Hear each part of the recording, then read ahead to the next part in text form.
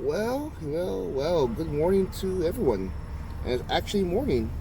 It's 8:52 on a Saturday morning. Usually how my Saturdays start every Saturday. I'm not too sure if anyone's gonna show up to Black Belt Club. I know I could just call, but I did tell the group last week that I'd be at the park. I'm at McDonald's. I'm in the drive-thru, and even if nobody shows up, I have books on me. I'll just enjoy the sun. Like I mentioned in last night's vlog, I don't think I get enough sun. Yeah. So this is me getting some sun. Damn. They're taking a long time for my food. 2 sausage biscuits with no egg and small coffee. When I was old enough to be left alone to walk, because this place is pretty close to my house.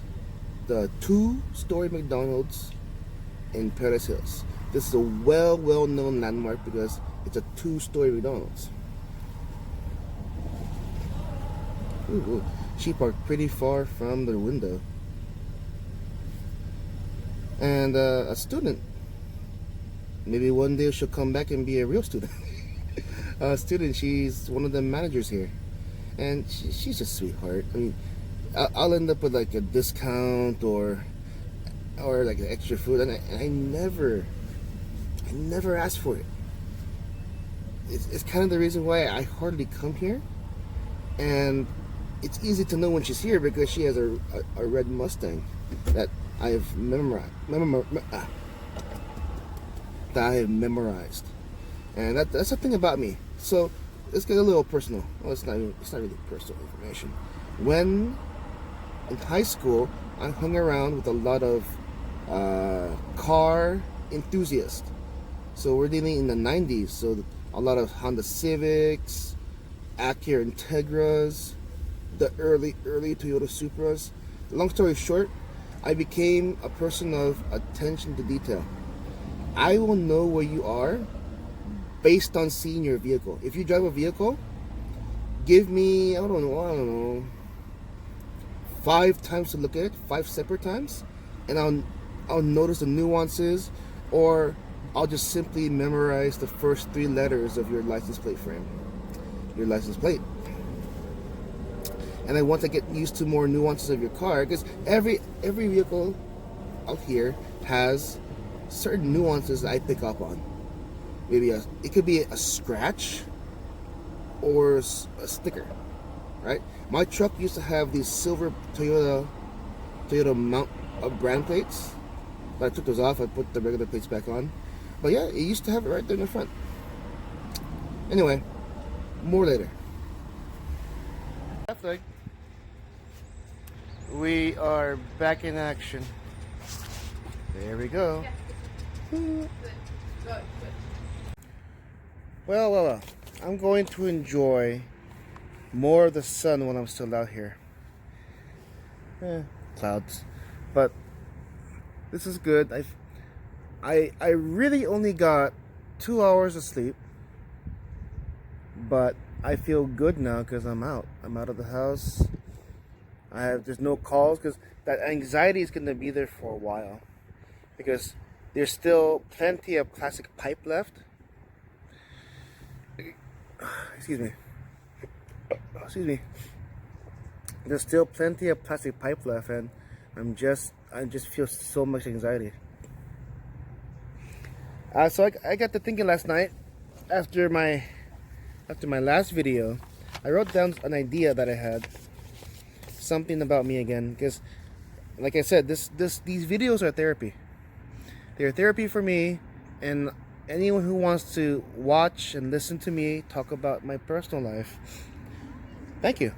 I appreciate it, because making the video itself is enough, but then if I'm open to discussion, I'm open.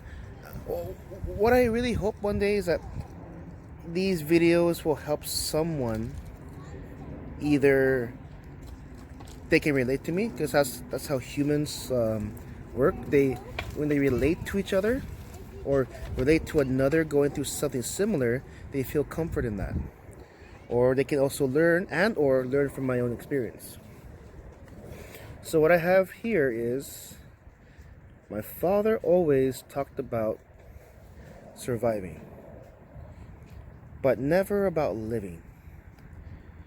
And my parents would complain about me wanting good times, quote, quote, good times, good times, good times. I see where the logic is, but then not paying attention to my emotions, especially in America, because they're from the Philippines. It's the old cliche phrase, all the work and no play. I now feel, as in my personal opinion, you gotta play. You got to be able to play. Another cliche is, have your cake and eat it too. Oh man. It's yeah, I'll survive.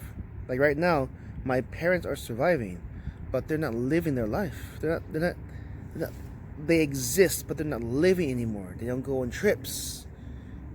The family doesn't. My dad would say, "Let's go to Magic Mountain," but I don't feel festive going to Magic Mountain with my parents. I know it sounds really sad. They don't move as fast. They're pretty much immobile, and they're just gonna be fights. Like Magic Mountain is 3 hours away on the 5 North. And it's not a good idea. And then the good times is how one would live their life. I should have shaved first. You see the darkness right there. But like right now, I would love to have traveled this break.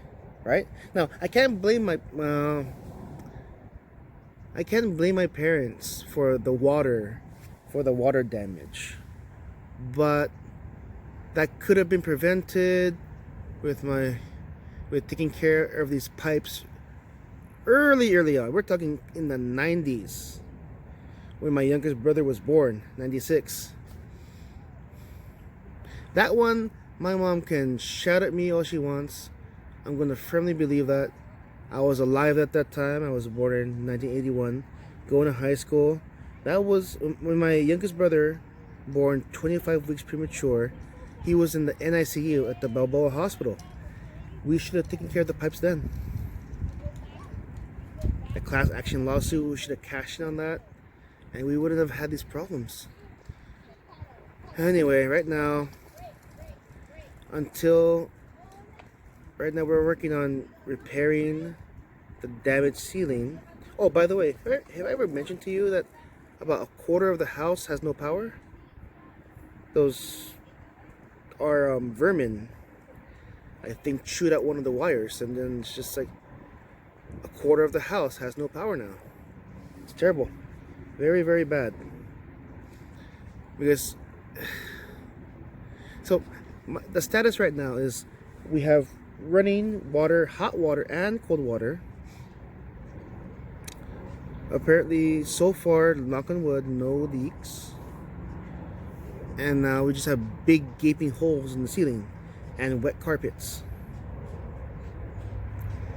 So dehumidifier is going to come in. I think one of the text messages is they're going to cut off one of our carpets, a portion of our carpeting. I don't know if he meant cut off or cut into. Either way, my mom's gonna dislike it. She's gonna hate all these people in the house.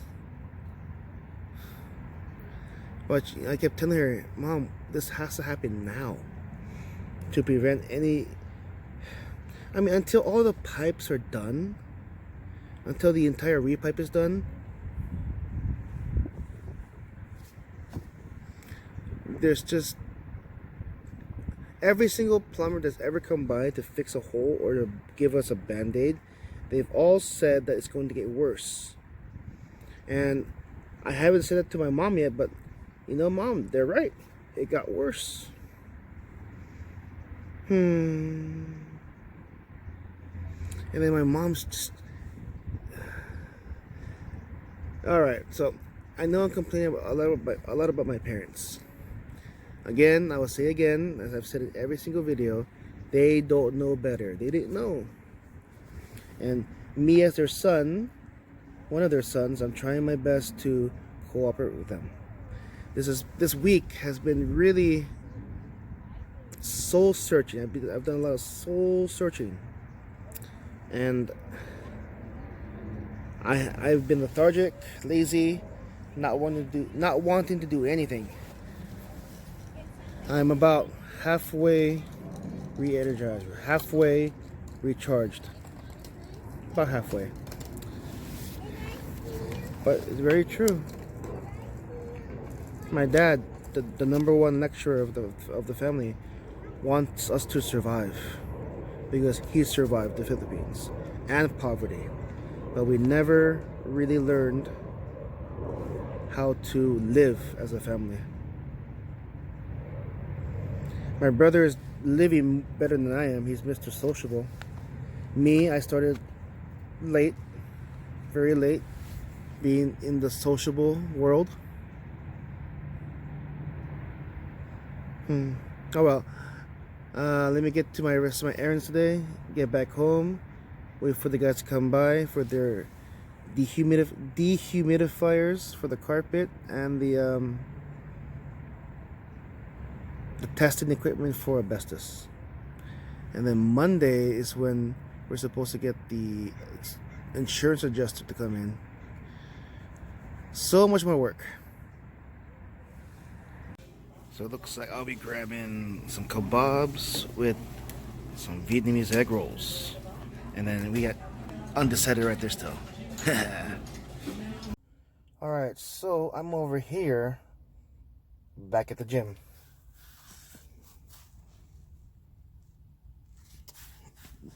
And before I go inside, I'm gonna close off today's vlog. I'll get everyone up to date. So as it stands right now, the restorers are going to put scaffolding in our stairwell so that they can cut and repair the drywall on top of the stairs. So today we got the dehumidifiers. One machine blows hot air under the carpet, and another machine will soak up all the humidity being made, and it drains it into our sink on the top level, in the top bathroom. But when the scaffolding gets installed to cut out the drywall, before that they had also had someone come in to test for asbestos. Because our house was made in 1983, there is a chance that the materials used has asbestos. And with me having a history of asthma and weak lungs, I want that to be taken care of. So they're dehumidifying the carpets. That's gonna help me not get any kind of mold spores into my lungs. And then the asbestos. I never asked a question because it would freak my mom out. But I think if our drywall has asbestos in it, the guys, they need that to be clear, right? So that once they start doing the replacing of the drywall, they need to know there's asbestos in there, because they're gonna be sawing and cutting, and extra measures will be taken on the cleanup after everything's done. Okay, now the scaffolding. They are going to restrict access to the upper level. That's where my bedroom is.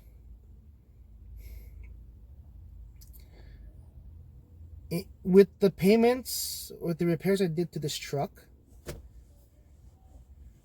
I could maybe pay for 3 days in a hotel. Because the way the insurance works is they're going to reimburse me.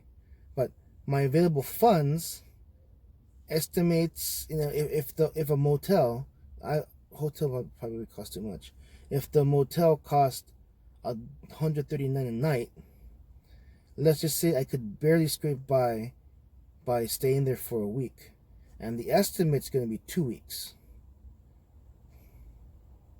So I'm thinking just to save money, I'll either, depending, because they're not saying no, you can't go up there, because the scaffolding will be on the stairwell. They're just suggesting that, it's a pain in the ass to go through the scaffolding, like how Jackie Chan would do in one of his movies, and then access my room, get whatever I need, and then come back out, and then zip up the plastic wrap again. Because they're going to make clean rooms or containment rooms with plastic drapes that drop down. So they need scaffolding to remove the damaged drywall, and they need scaffolding there to replace the damaged drywall. And my house has that popcorn ceiling, especially in my bedroom, so who knows?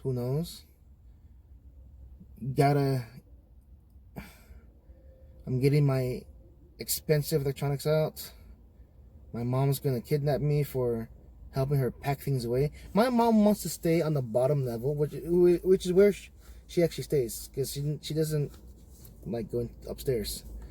She wants to stay there while they're working, and I just want to tell my mom, no, just go to the hotel with Dad. Because immediately my father sleeps in the master bedroom, my brother and me and I, we sleep in the other 2 rooms. My youngest brother sleeps downstairs in the guest room with my mom. So I don't want to explain why. Jeffrey has a better paying job than I, so he's likely going to go for the hotel room and maybe pay for it on his own and then get reimbursed later on by the insurance. Dad, he has no choice. He has to get to a hotel room because they don't want anyone up on the 2nd level while they are working. Me, on the other hand, I just might sleep outside in the front in my truck. Probably try to find some Wi-Fi extenders too. Yeah, but for the most part, I will be restricted access, or I won't be able to sleep in my own bedroom. You forget to disarm your car. And like hell, I'm gonna ask someone to let me crash their pad. I snore, and I'm told that I sound scary when I snore, but I'll never know because 1, no one's ever recorded me, and 2, I'm asleep. How am I going to hear myself snore if I'm already asleep?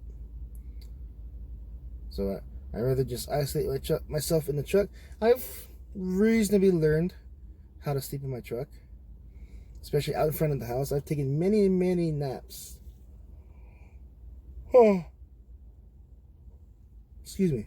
I've taken many naps in my truck out front of my house because the street's also at an incline, so it adds to the comfort, I suppose. And I can bring enough blankets into the truck, and then gym, brush my teeth, mouthwash, take a hot shower, gym right there.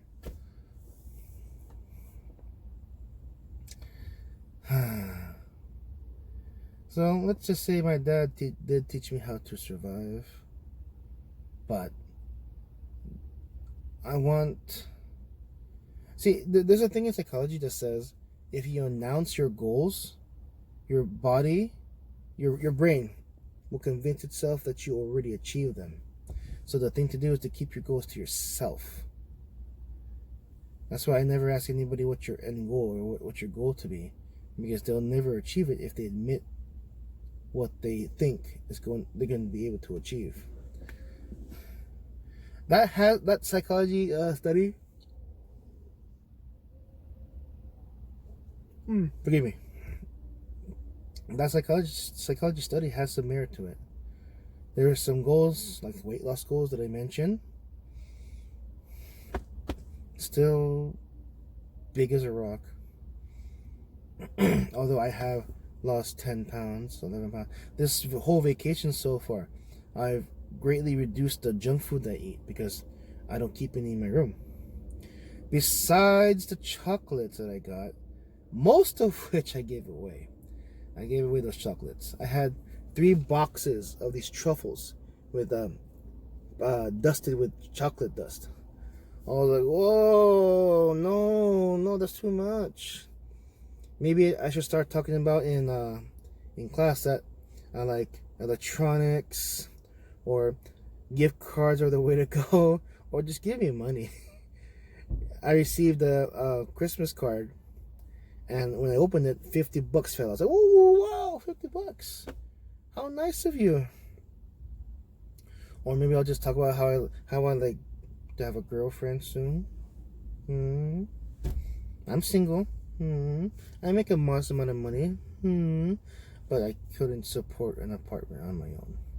I'd have to have a roommate.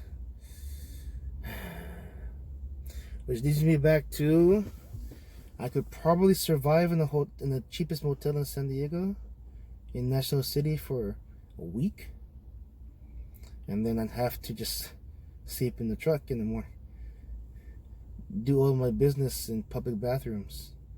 Number 2, or yeah, I don't want to get too detailed about that situation, but that's the situation right now.